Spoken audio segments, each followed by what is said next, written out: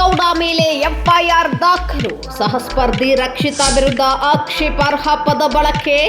Big Boss ಸ್ಪರ್ಧಿ ಅಶ್ವಿನಿ ಗೌಡ ವಿರುದ್ಧ ದೂರು ದಾಖಲಾಗಿದೆ.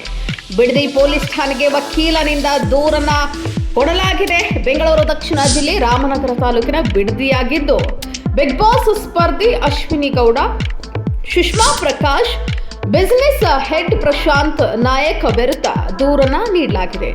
ರಕ್ಷಿತಾ ಶೆಟ್ಟಿ ಸಿಇಸ್ ಎಸ್ ಕೆಟಗರಿ ಎಂದಿದ್ದ ಅಶ್ವಿನಿ ಗೌಡ ಬಿಡದಿ ಠಾಣೆಯಲ್ಲಿ 4 ವಿರುದ್ಧ ಎನ್ಸಿಆರ್ ದಾಖಲು. ಬೀಗ ಜಡಿದ ಪ್ರಕರಣ ಮಾಸುವ ಮುನ್ನವೇ ಮತ್ತೊಂದು ಪ್ರಕರಣ ಎದುರಾಗಿದೆ.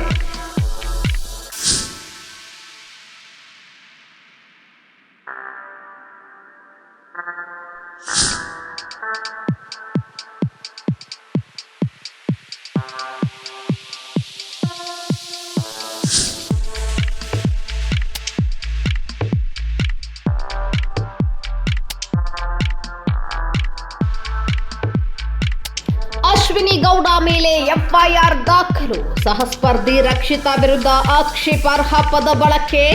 ಬಿಗ್ ಬಾಸ್ ಸ್ಪರ್ಧಿ ಅಶ್ವಿನಿ ಗೌಡ ವಿರುದ್ಧ ದೂರು ದಾಖಲಾಗಿದೆ.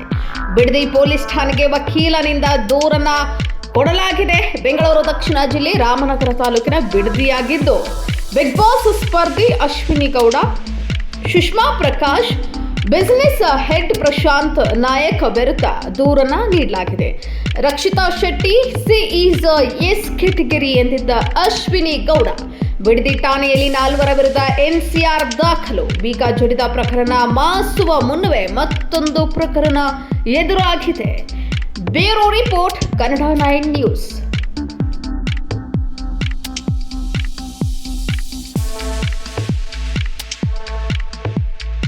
Bureau report, Kannada 9 news.